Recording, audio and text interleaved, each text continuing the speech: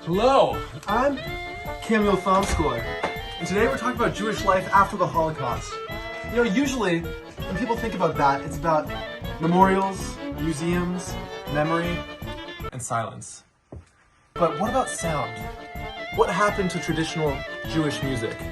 Today we're going to talk about that with our professional, Evan Elliott, who's a klezmer musician and also a historian. So let's sit down for some matzo ball soup.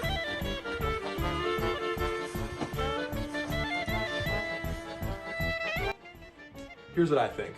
After the Holocaust, traditional Jewish music didn't simply just survive. It was reconstructed. It turned from an instrumental cultural practice into a fusion of diverse repertoires. And today, we're going to talk to a professional about it to see what he thinks.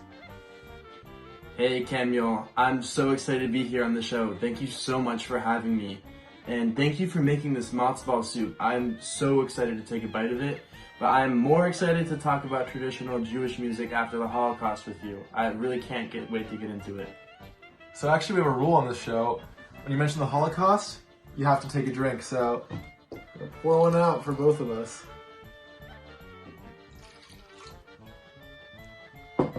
If you say so. L'chaim. L'chaim.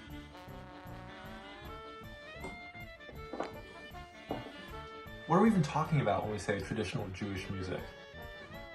Right, yeah, that's a super valid question. And traditional Jewish music can actually be divided up into two different things. The first is klezmer music, and the second is Yiddish song.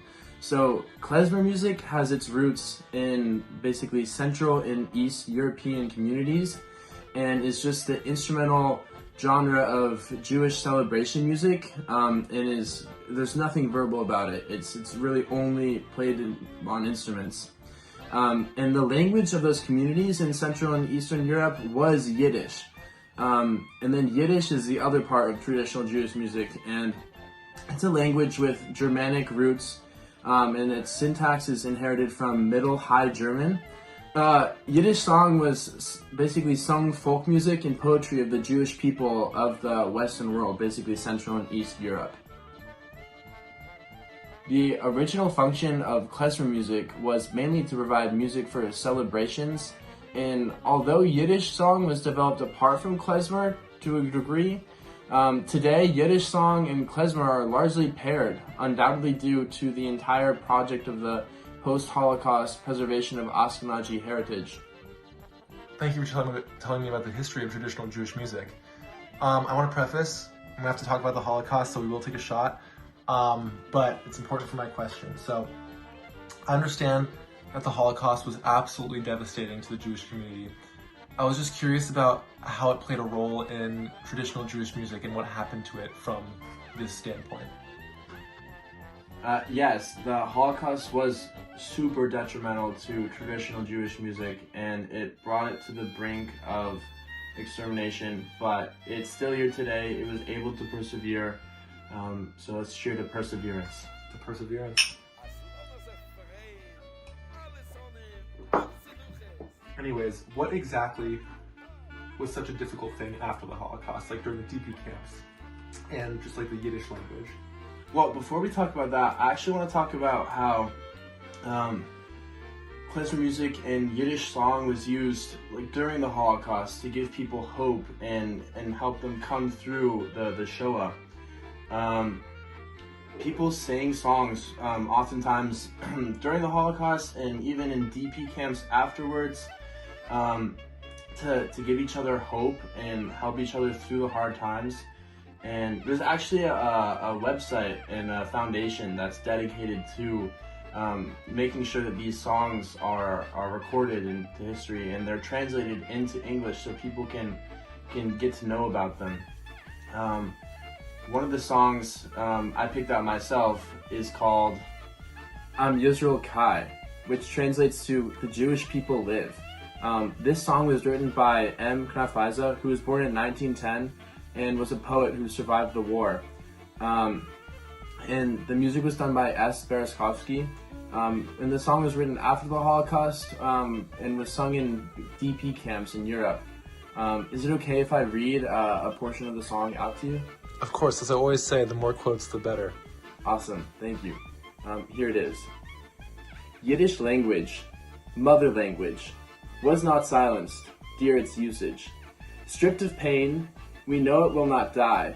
From the ashes, houses, spires, like a flag we held it higher. We have done so, Am Yisrael Kai. Thank you so much for sharing that. The idea that Yiddish is not going to be silenced is like such a powerful statement. But I was curious, with Israel making Hebrew the primary language of the Jewish religion, I was wondering if that played any role or had any effect on the Yiddish language itself. Yeah, absolutely. I mean, the greatest blow to klezmer music was definitely due to the Holocaust, but in a different but also detrimental way, the foundation of the State of Israel in 1948 also contributed to that diminished prevalence of Yiddish-speaking populations of Jewish people and also culture. I mean, the new state heavily promoted Hebrew-based models of Jewish culture, which basically led to the loss of some of that Yiddish, culture and language over time in compound with the Holocaust. So it sounds like there were multiple factors that played into almost eradicating traditional Jewish music from what we know. So it's crazy to see that it's thriving these days. I was so curious to know like how it came back into popular culture. That's a wonderful question, Kemiel. But before I answer it, could I ask you a question? Have you ever heard of the Klezmorim? Oh yeah, the Klezmorim? Aren't they like one of the first revivalist bands of klezmer music? I don't really know them that well, but I do really like their song, Die Zilberne Kaserne. That song is fantastic, and you're right, the Klezmorim was basically the world's first klezmer revival band. And in order to talk about the klezmer music revival, we're gonna have to go all the way back to America, where in the 1970s, basically klezmer music was rediscovered mainly by American musicians, the majority of whom were Jewish. And the new growth of bands and klezmer groups came to be known as the klezmer revival. And this revival was not the same as the traditional klezmer music. I mean, it drew from a bunch of different genres of music, and it was basically kind of like a fusion of different genres of music, drawing from European and American sources, including even Yiddish film musicals from the 1930s, some of which were turned into Broadway musicals. And in addition to the Klezmorim, which were from Berkeley on the West Coast, there were musicians like Andy Statman and Zev Feldman, who were located on the East Coast and were instrumental in the klezmer music revival, working to connect traditional music to modern audiences. Oh, it's so interesting, Evan. I'm just like really curious. Did anything change during this revival of klezmer music? Yeah, super valid question, and yes, the answer is yes. Basically, the revival was very different from the purely instrumental ensembles of the old world klezmer music, because it incorporated both the instrumental aspects of klezmer with the spoken word of Yiddish. There's actually a scholar, Mark Slobin, who's a professor at Wesleyan University, and he sponsored the first and sadly only klezmer research conference. And he says that klezmer resulted in a revival that basically consists of a new definition of klezmer music, sort of this umbrella term that encompasses the Yiddish language fused together with modern, more mainstream music and the instrumental repertoire of what was originally referred to as klezmer music. I understand that traditional Jewish music was revived in the US, but I'm curious, how did it travel to here in Germany, and how is it now such a booming phenomenon today? I'd love to answer that question, but I was wondering, what if we did a shot first? Prost!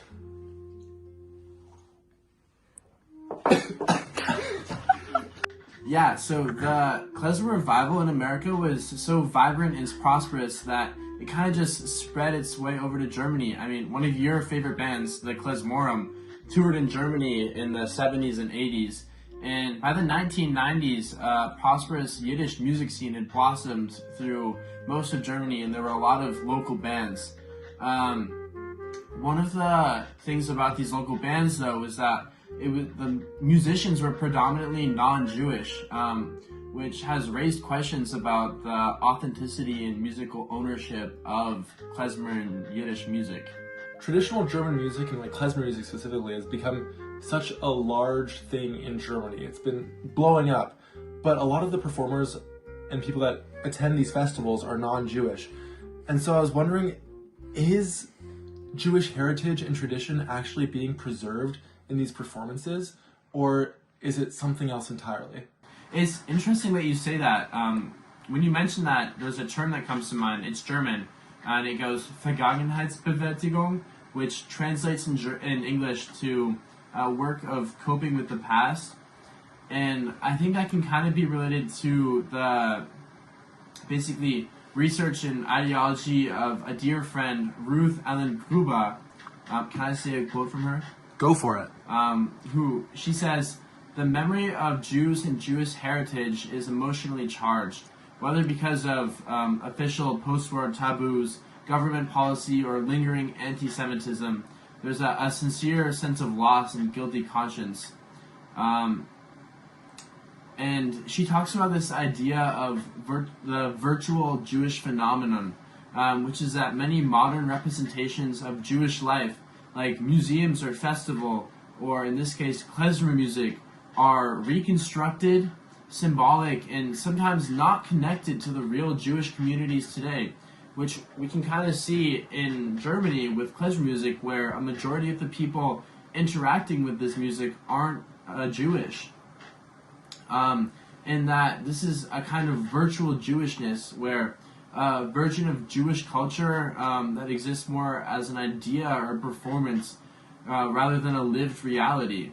This idea of virtual Jewishness sounds extremely negative. Is there a way to spin it in a positive light? Like, does it connect to something bigger? Is it a broader attempt to reconnect with like the Jewish identity, or is it a way of mourning and a way of rebuilding? And even for like non-Jewish members that sing klezmer music or like perform klezmer music, is it a way of reconciliation and to bring back that Jewish tradition that was so closely held to Jewish people's hearts? I would hope that klezmer music in Germany functions less as like a virtual Jewishness and more as a way of rebuilding a connection with Jewishness and klezmer heritage, and getting back in touch with something that was lost in the Shoah. And you can kind of hopefully see that today in Germany with the Yiddish Summer Weimar, which is a festival every summer in Weimar, Germany, that celebrates klezmer and Yiddish music, and they have dance lessons and academic lessons. And there's also Städte Berlin in Berlin, Germany, which is kind of this organization that's promoting Jewish music and klezmer music and bringing people together. So I hope at the end of the day that this klezmer revival has served as something that brings people together and facilitates a sense of reconciliation and ends up being something more positive. Thank you so much, Evan, for coming out here and telling me all about traditional Jewish music. I feel like I've learned so much, and our viewers have definitely learned a lot from this as well. Thank you for having me. I'd happily come back again. It's been a real treat. Amazing. Well, to finish off, I think we should take a celebratory shot to traditional Jewish music. To traditional Jewish music. L'chaim. L'chaim.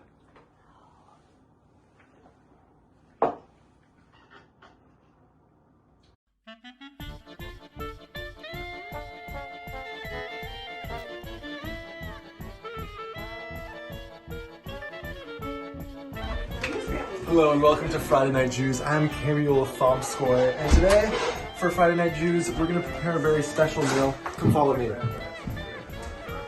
So, we're going to be cooking matzo ball soup in honor of Passover, which just happened on Wednesday. Today's Saturday, and we're going to use my family friend's great-grandmother's recipe.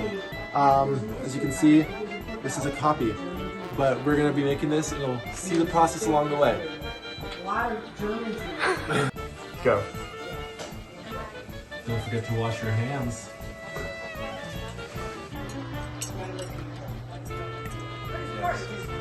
You just asked me for So there you go. We're about to mix and match to get whole wheat flour and regular, or whole wheat matzo meal and regular matzo meal for a healthier touch.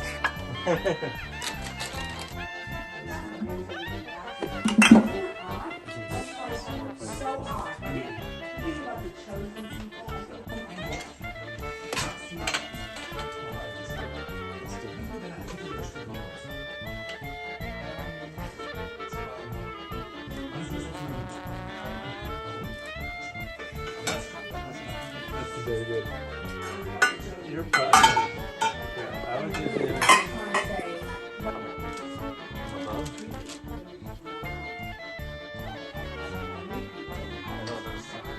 Yeah, I do it. But then the friend of mine that was pretty great. She just got laser facelift. Oh yeah, we talked to yeah. and you can see. I like Scott was in Lyon. That was where all of those. We have a reason. Try it and tell the class how it